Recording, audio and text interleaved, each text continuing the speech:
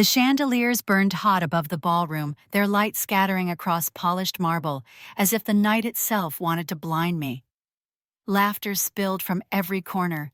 Champagne fizzed and cameras flashed to capture the perfect fairy tale of my sister's wedding. Perfect for her. For me, it was another stage built to remind me where I belonged. Near the kitchen door. Alone. Invisible. I heard it again, the word that had haunted me since childhood, carried through whispers and smirks from cousins leaning across their glittering tables. Nothing. Just a nothing. My hands tightened around the water glass they had left for me, the only thing on a table stripped of flowers and wine. My throat burned, but I kept my head high. It wasn't the first time. The first time was years ago when I was 6, sitting at the kids' table on Thanksgiving. My aunt had leaned over the turkey platter and whispered at my mother, smiling, as Emily held up her spelling bee trophy. "Emily is everything," she said proudly. "Sarah? She's nothing." That word sank into me deeper than any blade could. Now, decades later, here I was again. The same word, the same sting, only louder, more public broadcast through champagne bubbles and glittering eyes. I thought I had learned to live with it. I thought I had buried it under years of silence and work. But then the groom rose, and in front of everyone, he lifted his hand, pointed straight at me, and said 4 words that silenced the room. And in that moment, everything began to unravel. They started calling me nothing before I even knew what the word meant. I was 6, sitting at the kids' table on Thanksgiving in a suburb outside Chicago, when my aunt leaned over the turkey platter and whispered it. My mother smiled as Emily held up her spelling bee trophy and said, "Emily is everything. Sarah, she's nothing." The laughter from the adults felt sharper than the clink of silverware. I pushed peas around my plate and wished the floor would open beneath me. That word clung to me as I grew. At school, teachers praised my drawings, told me I had an eye for design. At home, no one noticed. Emily was the cheerleader, the piano player, the one with perfect grades. Every family dinner became another round of applause for her. Once I asked my mom if she would hang one of my sketches in the living room. She glanced at it quickly and said, "That's nice, Sarah, but Emily just got invited to play at the city showcase." The paper stayed rolled up in my backpack. By high school, the difference between us felt like a chasm. Emily shadowed attorneys downtown, already preparing for law school. My parents bragged about her future at every barbecue and church picnic. I stacked books at the local bookstore, saved my paychecks, and spent nights sketching floor plans in spiral notebooks. One evening, I showed my dad a layout I had drawn for a small cafe and said I want to be an interior designer. He looked at me kindly but with no weight in his voice. "Sounds like a hobby, not a career." Then he went back to talking about Emily's debate team. Still, I found ways to matter. I designed posters for classmates, rearranged neighbors' living rooms, even helped a friend's uncle connect with a construction startup that needed a professional-looking office. That deal grew into their first real contract. I felt proud, but at home, silence met every small victory. The day I graduated college 14 years ago was hot and bright. Families waved balloons, cameras flashed, and my classmates posed with parents who carried flowers. I searched the stands again and again, waiting for my parents. They never showed. That night, I rode the train back to my apartment, diploma pressed flat against my chest. A week later, my parents threw a party with champagne and speeches, not for me, but for Emily's acceptance into Columbia Law.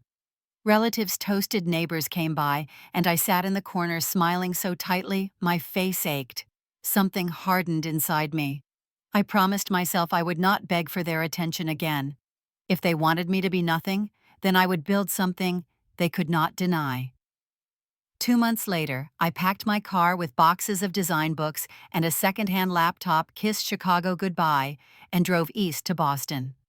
The city was cold and unfamiliar, but it gave me space to breathe. I rented a narrow apartment above a laundromat in Allston, worked at a furniture store by day, and spent nights drafting layouts on my kitchen table.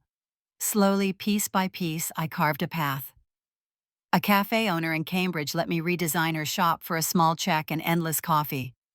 A nonprofit in Roxbury trusted me to fix their cluttered office. Word spread. Startups with little money but big ambition hired me to make their tiny spaces look professional. Some of those companies grew fast, moving into glass towers downtown. My designs stayed on their walls. Years passed measured in swatches, paint samples, and long nights. I had clients who trusted me invoices with my name on them, and the independence I craved. Yet family gatherings never changed. Emily arrived in tailored suits from Denver, her stories of court victories filling the room. My parents asked me polite questions, then turned back to her laughter. One Christmas, Emily leaned close and said with a smile, "You should be grateful, Sarah. Not everyone gets to be in the background." I laughed softly, but inside something twisted. I had built a life from scratch, but the words still followed me into every quiet night. Nothing. It echoed when I turned off the lights, when the city glowed outside my window, when silence crept in. I buried myself in work, but truth has a way of waiting. I didn't know it yet, but it was gathering quietly like a storm just beyond the horizon. And that storm was headed straight for Emily's wedding. The envelope showed up on a Tuesday in late spring. Heavy cream paper pressed with gold lettering that caught the light as I pulled it from my mailbox. My name was printed in sharp black ink, Miss Sarah Whitmore. No note, no warmth, no reminder that the sender was my sister. Just a name like an address label. I held it longer than I should have, wondering why my hands felt colder than the paper itself. Inside, the invitation announced what I already knew from whispers in the family group text I was rarely included in. Emily was marrying Daniel Lancaster, a man whose family name had been tied to Boston construction for decades. The wedding would be held at the Ritz-Carlton downtown, black tie champagne reception, dinner and dancing to follow. It sounded like something from a magazine spread. I set the card on my kitchen counter and stared at it until the room blurred. The phone rang the next evening while I was cooking pasta. My mother's number flashed across the screen. I wiped my hands on a towel and answered. She didn't bother with pleasantries. "Sarah, make sure you dress simple. Nothing flashy. We don't want any distractions at the wedding." Her words landed like old bruises pressed too hard. I said quietly, "I'll be there, Mom." She added sharply, "Don't make us regret it." Then hung up. I turned off the stove and sat at the kitchen table, the steam rising from the pot fogging the window. Part of me wanted to throw the invitation away, let the night pass without me. But another part, the stubborn part that had carried me from Chicago to Boston, refused to give them that satisfaction. If they wanted to keep me in the shadows, I would at least stand there on my own terms. A week later, while searching for my passport in a box of old files, I found something I hadn't seen in years. A faded contract from First National Bank, dated more than a decade ago, with my name scrawled in a signature I knew instantly wasn't mine. The document referenced a trust my grandfather had left when he died. My heart kicked hard against my ribs as I read the lines, the transfers, the beneficiaries. Emily's name was there. Mine was not, at least not beyond that forged scrawl. I sat on the floor surrounded by old envelopes and paper dust, the contract trembling in my hands. I remembered my grandfather's voice, steady and warm, promising that he had set aside something for me too. At the time, I believed him. After he passed, my parents told me the trust had been consumed by medical bills, that there was nothing left.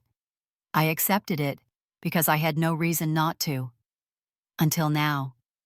For 2 nights I barely slept, replaying every family conversation, every moment that suddenly looked different under this new light. By Friday, I decided I couldn't ignore it.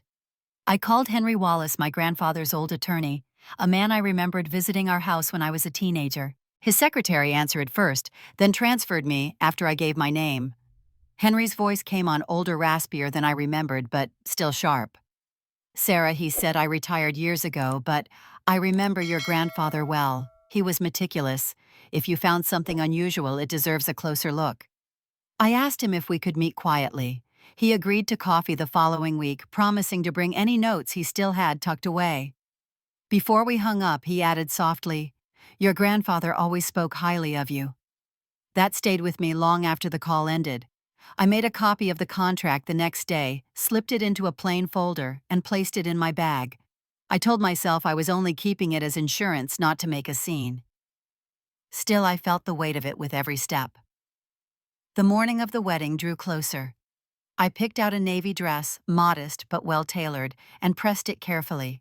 My apartment filled with the scent of lavender from the iron spray, yet beneath it all, my stomach twisted. I kept touching the folder, running my hand over the edges as if it might vanish. The night before I left for the Ritz, I stood at my window, the Boston skyline glinting under clouds.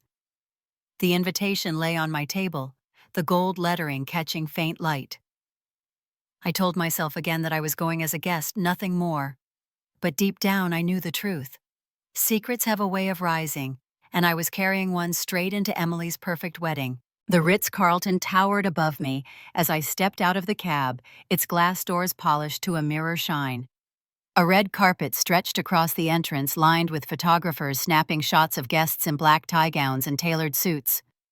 My heels clicked against the marble as I followed the stream of people inside the chandelier light, spilling across the lobby like liquid gold. Everywhere I looked there was glitter wealth, and the kind of effortless laughter I had never been part of. I handed my invitation to a hostess with a practiced smile. She scanned it, gave a short nod, and motioned toward the far side of the ballroom. My chest tightened as she led me through rows of tables adorned with roses and crystal glasses, each one glowing with candles. Then she stopped at a small round table tucked by the service door. Only one place card rested there, my name printed in lonely black letters.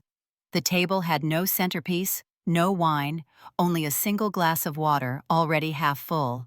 The clatter of trays and swinging doors from the kitchen filled the air behind me. I sat down slowly, smoothing the skirt of my navy dress across my lap. Conversations hummed around me, voices rising with excitement. From nearby tables, a few cousins leaned toward each other. One of them whispered louder than he intended, "She's just a nothing." The words burned even after all these years. I lowered my gaze, pretending to study the folds of my napkin, though every muscle in me wanted to stand and walk out. The orchestra began to play softly as the bridal procession formed. Guests turned their chairs, faces lit with expectation. I forced myself to look up. Emily appeared at the entrance of the ballroom, draped in lace and satin, her veil catching the light like spun sugar. She glided forward, her smile flawless, her arm looped proudly through our father's. The room erupted in applause flashes from cameras exploding in bursts of white. I clapped politely, though each beat of my hands felt hollow. Our parents took their places at the head table, beaming as if nothing else in the world mattered. My father cleared his throat and began a short speech about his youngest daughter's brilliance, her dedication, her future with Daniel. He spoke of her accomplishments, her grace, her role as a beacon for the Whitmore family. My mother dabbed at her eyes with a handkerchief, overcome with pride. Not once did either of them glance in my direction or mention my name. To the crowd, it was as if I didn't exist. Heat rose in my face. I lifted the water glass and swallowed quickly, wishing the liquid could cool the ache spreading across my chest. Around me, guests leaned in to whisper. I caught fragments. "She looks out of place. Surprised she showed up." Maybe it was foolish to come, I thought. Maybe I had walked straight into their stage to be humiliated all over again. Then out of the corner of my eye, I noticed a familiar figure near the back of the room. An older man, his silver hair combed neatly, sat with a quiet dignity that felt separate from the show unfolding around him. Henry Wallace, my grandfather's old attorney, the very man I had met for coffee days earlier. He caught my glance and gave a subtle nod, his expression steady. My pulse steadied for a moment, knowing I wasn't completely alone. The music swelled. The couple took their seats, and servers glided between tables, pouring champagne. My glass remained empty. I wrapped my fingers tighter around the folder, tucked in my bag under the table, the copy of the contract pressing against my palm. The voices around me blurred, but my thoughts sharpened. They had always wanted me invisible, and they had almost succeeded. Almost. I straightened in my chair, breathing slow, reminding myself why I was there. The night was far from over, and something deep inside told me the silence they forced on me would not last much longer. The clinking of silverware had just begun to fade when Daniel stood his chair scraping against the polished floor. Conversation's stilled glasses froze midway to lips. He scanned the room, then his eyes landed on me. My stomach tightened. For a moment I thought he might ask for another toast or thank his parents. Instead, he lifted his hand and pointed directly at me. "She saved my life." 4 words, clear and steady, cutting through the chandelier's glow and the hush that followed. The ballroom went silent, except for the faint hum of the air conditioning. I froze my hand still on the untouched water glass. Whispers broke out like ripples on water. "Who is she? Did he say Sarah?" I felt heat creep up my neck as dozens of eyes turned toward me. Emily's smile faltered her knuckles, whitening around the stem of her champagne flute. Daniel kept his gaze steady. 10 years ago, when I was barely keeping my business alive, it was Sarah who opened the door for me. She connected me to a project that gave my company its first real contract. Without her, Lancaster Development might not exist today. Gasps scattered through the room, followed by a low buzz of murmurs. I gripped the edge of my chair, the memory flooding back. A friend's uncle, a fledgling construction firm, a desperate call for design help. I had introduced Daniel, then just one more favor I thought would disappear into the void. I never told my family. I never thought it mattered. Emily shifted in her seat, her smile now stretched too thin. Mother leaned toward father, whispering urgently, her pearl earring brushing his shoulder. I caught a phrase under the noise. He shouldn't have said that. Daniel raised his glass. "I have never forgotten. Success is never built alone, and tonight everyone should know who stood quietly in the shadows when no one else believed." The applause was hesitant at first, then scattered around the tables. Some guests clapped politely. Others looked between Emily and me with thinly veiled curiosity. I could feel their stares pressing like a weight against my skin. My pulse hammered in my ears. I wanted to shrink back to disappear into the service door behind me, but part of me stood taller in that moment. For years, I had been the nothing. Now my name was spoken aloud in a room full of people who had never thought twice about me. Emily's voice cut through, sharper than intended. "That was years ago." She forced a laugh, brittle and hollow. "It was nothing important." Daniel glanced at her, his jaw tightening. "It was everything to me." The tension at the head table spread quickly.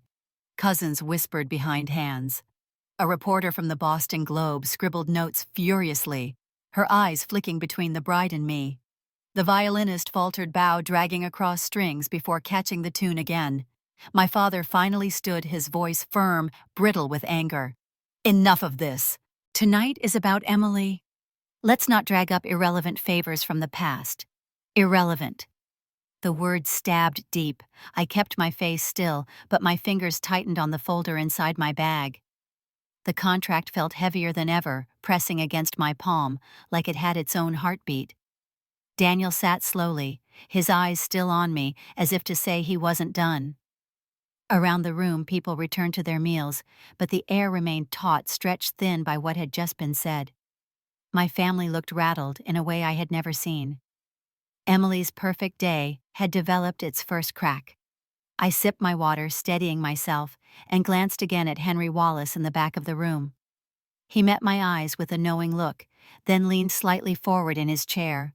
The night was shifting, and I could feel the ground beneath us beginning to move. My father slammed his glass on the table so hard the stem snapped. His voice boomed across the ballroom, shaking with fury. "She has nothing to be proud of. All of it was luck." Every word aimed to slice through the brief dignity I had just felt. Gasps circled the room, forks clattered against plates, but he didn't stop. She was never meant for more. That was always clear. For a moment the air was thick with silence, the kind that bends under its own weight. Then a chair scraped back near the rear of the room. Henry Wallace rose slowly, his hand steady on the cane he carried. He cleared his throat, his voice low but firm enough to carry. "With respect, Charles, that isn't true. I handled your father's estate when he passed, and I can tell you plainly that Sarah was written into his will with clear intent." Dozens of heads swiveled toward him. My father's face blanched. "That matter was settled years ago," he barked. Henry shook his head. "No, the records are public and the trust still names her, unless the documents were altered afterward." His eyes lingered on me for a fraction of a second. My pulse raced. Without thinking, I reached under the table and pulled the folder from my bag. The copy of the contract trembled in my hands as I stood. The paper felt heavier than stone. I held it out. This was filed with the bank. That signature is supposed to be mine. But it isn't. A wave of whispers surged through the crowd. Some leaned closer, straining to see. Henry accepted the copy, sliding his glasses on as he scanned the lines. After a moment, he looked up, his face grave. This is not her handwriting. And if this was used to move the trust, then I fear there is fraud. Emily rose abruptly, her dress rustling like leaves in a storm. That's ridiculous. Maybe Sarah forgot signing it. Or maybe she regrets giving it up. The nervous tremor in her voice betrayed her. Guests began murmuring louder. At the table nearest mine, a city councilman shifted uncomfortably, whispering to his wife. 2 rows back, a banker adjusted his tie, eyes narrowing at my father. The whispers sharpened into questions. Did they forge her name? How much money was at stake? My mother leaned forward, her pearls glinting under the lights. She tried to soften the tension with a smile that looked more like a grimace. We only ever wanted what was best for the family. She glanced toward Emily as if begging for support. Best for the family, Henry repeated quietly, tapping the contract with one finger. Or best for yourselves. The room tightened like a noose. Cameras from the local paper clicked discreetly. Servers froze mid-step, unsure whether to continue pouring wine. My father's jaw worked, grinding down words he couldn't seem to speak. Emily's face reddened as she clutched Daniel's arm, but he sat rigid, his expression unreadable. I stood there, my heart hammering, realizing the ballroom was no longer celebrating. It was interrogating. The chandeliers glittered coldly above, but all I could feel was the heat of every eye turning on my family, waiting for an answer that wouldn't come. The applause from earlier was gone. In its place, suspicion thickened the air. I folded my arms over my chest, the folder still pressed against me, and braced myself for what would follow. The perfect wedding had become something else entirely, and the night was only beginning to unravel. A chair scraped across the ballroom floor loud enough to pull every eye away from me. An older man in a gray suit stood near the middle of the room, his hands trembling, but his voice steady. My name is Robert Hayes. Some of you may remember me. I was the accountant for Whitmore Enterprises for 15 years. He paused, his gaze cutting toward my father. Until I was fired for refusing to ignore certain irregularities. The room shifted with a restless murmur. My father's face tightened. Sit down, Robert, he ordered. This is neither the time nor the place. Robert lifted a stack of papers he had carried in under his arm. Actually, Charles, it is. Because I kept copies, emails, transfers, things you thought were erased when you dismissed me. He handed the top page to a man from the local press who leaned forward eagerly. The shuffle of papers sounded like thunder in the hushed ballroom. Robert's voice grew firmer as he continued. The trust your father left was never meant to be moved. Yet hundreds of thousands were siphoned from Sarah's portion and redirected to Emily's accounts to fund her education and later her career, all with forged approval. Gasps broke out. Heads swiveled toward the head table where Emily sat frozen, her cheeks pale beneath her flawless makeup. She stammered through a shaky laugh. That is absurd. He is bitter. Nothing he says is true. But the words faltered as Robert passed another sheet to Henry Wallace. Henry studied it, then looked up gravely. These emails are authentic. The timestamps match. This is fraud. My mother's hand shook as she reached for her glass of wine. She whispered with a brittle smile, trying to sound reasonable. It was never about stealing. We only wanted to protect the family's reputation. Sometimes sacrifices must be made. Her words backfired. A wave of disapproval spread through the guests. I heard someone mutter, "So you sacrificed your own daughter." Another voice added, "That's criminal." Reporters scribbled furiously, their pens scratching across paper as flashbulbs popped at the edges of the room. Daniel rose from his seat slowly. His tall frame drew the eyes of the entire room. He looked at me first, then back to Emily, his fiancée, who clutched his arm with desperation. His words were measured but rang clear. The person I respect most in this family is not the one in a wedding gown tonight. It is the one who has endured humiliation at every turn and still stands with dignity. Emily burst into tears, mascara streaking down her cheeks. She tugged at Daniel's sleeve, whispering frantically, "Daniel, please. She is trying to ruin everything. Don't let her." He gently pulled his arm free, his expression unreadable. "I need time, Emily. This night is not what you promised it would be." Her sobs echoed as she sank back into her chair. My father shouted again, calling Robert a liar, trying to reclaim authority, but the damage was done. Guests no longer looked at him with respect. They looked with suspicion. I stood still, my hands gripping the folder at my side, my breath shallow.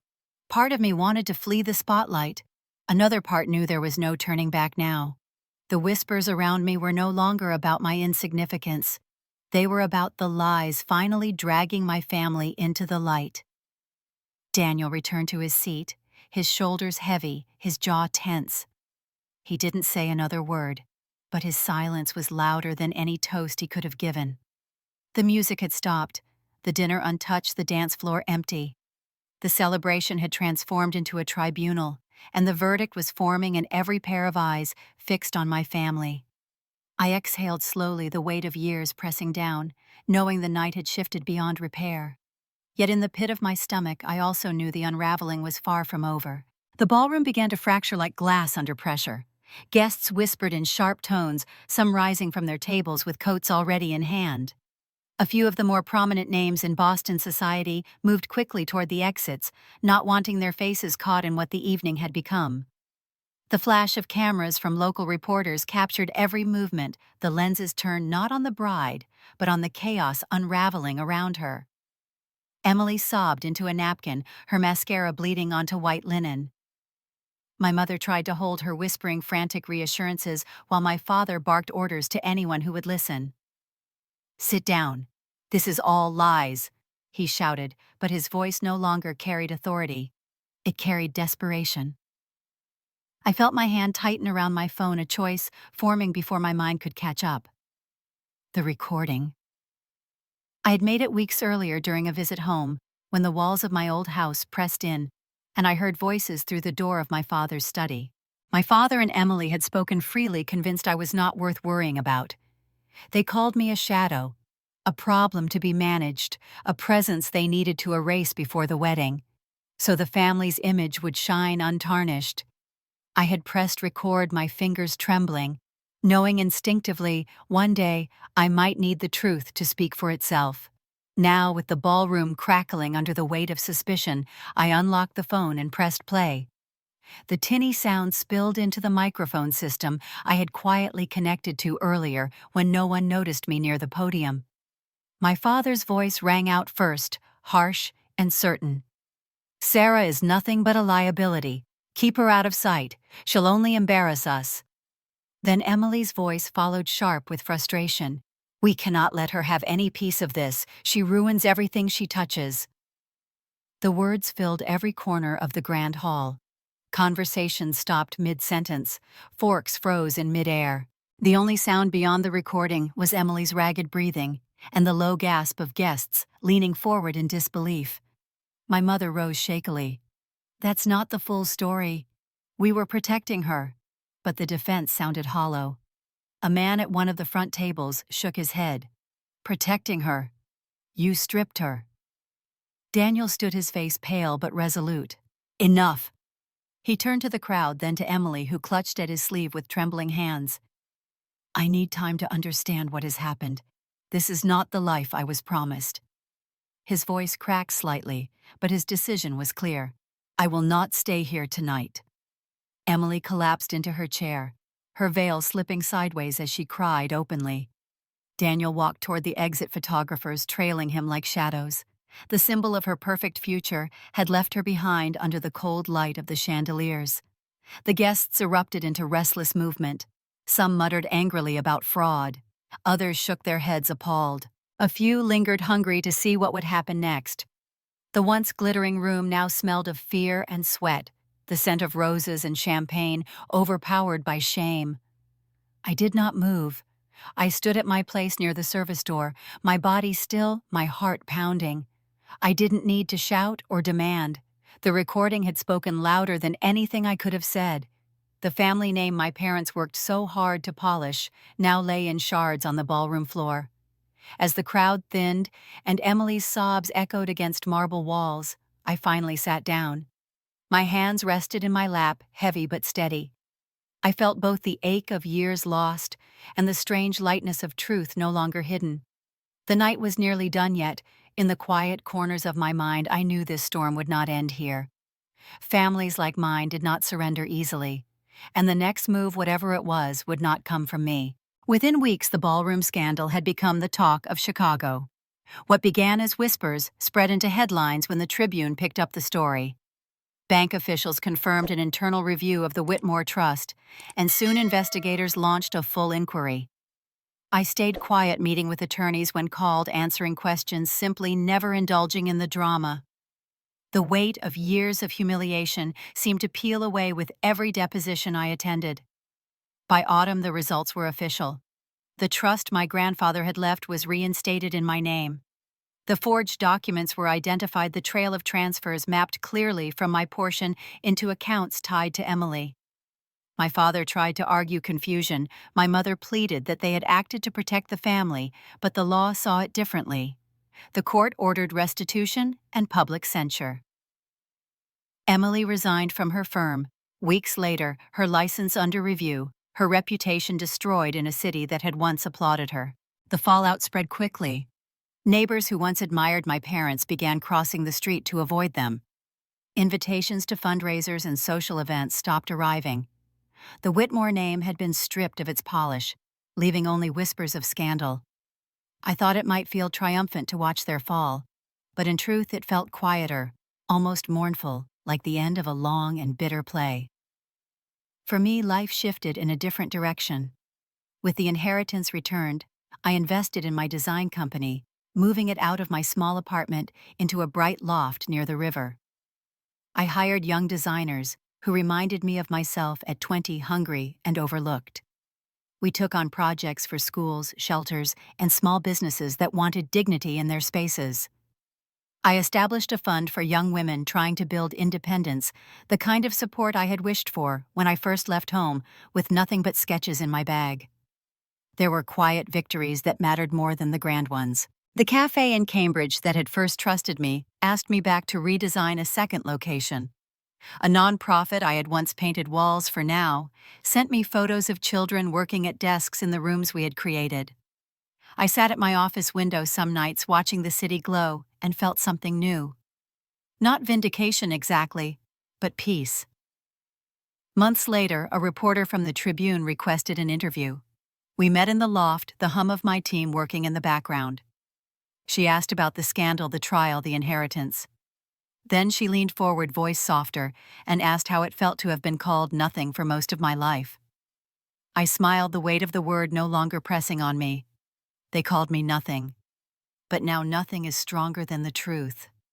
The room fell quiet except for the tapping of her pen, and I felt the truth of it settle in my chest.